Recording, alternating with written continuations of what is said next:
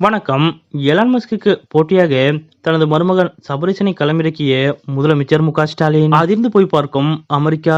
அப்படி முதலமைச்சர் மு.க.ஸ்டாலின் அவர்கள் என்ன செய்துள்ளார் என்பது பற்றிய முழு விவரத்தோட இப்ப நம்ம பார்க்கலாம். உலகின் நம்பர் 1 பணக்காரரான எலான் மஸ்க் அவர்கள் சொந்தமாக ஸ்பேஸ் எக்ஸ் என்ற விண்வெளி ஆய்வு தொழில்நுட்ப நிறுவனத்தை நடத்தி வருகிறார். இதன் மூலம் பல்வேறு நாடுகளின் அதிக எடை கொண்ட செயற்கைக்கோள்களை தனது மேம்படுத்தப்பட்ட ஃபால்கன் ராக்கெட்டுகள் மூலம் விண்ணில் ஏவி வருகிறார் எலான் மஸ்க் அவர்கள். நாசாவுடன் இணைந்தும் அமெரிக்காவின் பல்வேறு செயற்கைக்கோள்களை விண்ணில் ஏவி பல்வேறு ஆய்வுகளையும் மேற்கொண்டு வருகிறார். மேலும் மனிதர்களை விண்வெளிக்கு சுற்றுலா அனுப்பும் திட்டத்தையும் செயல்படுத்தி வரும் எலான் மஸ்க் அவர்கள் ரீயூசபிள் ராக்கெட்டுகளையும் தனது ஸ்பேஸ் எக்ஸ் நிறுவனத்தின் மூலம் தயாரித்து வருகிறார். அந்த வகையில் எலான் மஸ்க் அவர்களது ஸ்பேஸ் எக்ஸ் நிறுவனம் சர்வதேச விண்வெளி மையத்தில் வீரர்களை இணைத்த உலகின் முதல் தனியார் விண்வெளி ஆய்வு தொழில்நுட்ப நிறுவனம் என்ற பெயரையும் பெற்றுள்ளது. இந்த நிலையில் ஸ்பேஸ் எக்ஸ் நிறுவனத்திற்கு போட்டியாக தனியார் தொழில்நுட்ப ஆய்வு நிறுவனத்தை தொடங்கியுள்ளார் முதலமைச்சர் மு.க.ஸ்டாலின் அவர்களது மருமகன் சபரீசன் அவர்கள். அதாவது விண்வெளி ஆர்வலரான சபரீசன் அவர்கள் இந்தியாவின் முதல் தனியார் விண்வெளி தொழில்நுட்ப நிறுவனமான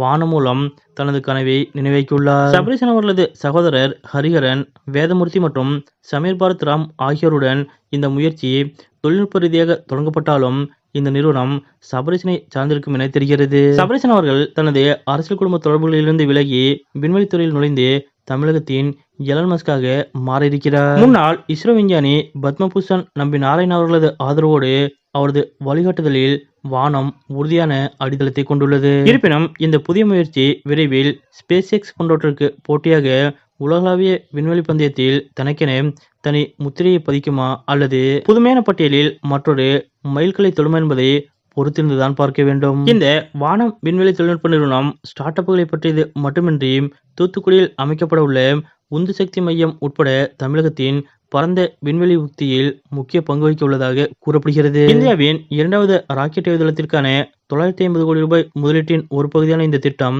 இந்தியாவின் வளர்ந்து வரும் விண்வெளி தொழில்நுட்ப மையமாக தமிழகத்தை நிலைநிறுத்தும் என எதிர்பார்க்கப்படுகிறது. முதலமைச்சர் மு.க.ஸ்டாலின் அவர்களது மருமகன் சபரீசன் அவர்கள் எலான் மஸ்க் அவர்களது ஸ்பேஸ் எக்ஸ் போன்று விண்வெளி ஆய்வு தொழில்நுட்ப நிறுவனத்தை தொடங்கியிருப்பது அனைவரது கவனத்தையும் ஈர்த்துள்ளது. இது சரியான பாதையில் பயணித்து வெற்றி பெற்றால் உலகமே தமிழ்நாட்டை திரும்பி பார்க்கும் சூழல் ஏற்படும். எலான் மஸ்க் அவர்களது ஸ்பேஸ் எக்ஸுக்கு போட்டியாக முதலமைச்சர் மு.க.ஸ்டாலின் அவர்களது மருமகன் சபரீசன் அவர்கள் வானம் என்ற புதிய விண்வெளி ஆய்வு தொழில்நுட்ப நிறுவனத்தை தொடங்கியிருக்கக்கூடிய இந்த நிகழ்வு பற்றிய உங்களுடைய கருத்துக்கள் என்ன அப்படிங்கறத மறக்காம கமெண்ட்ல குறிப்பிடுங்க.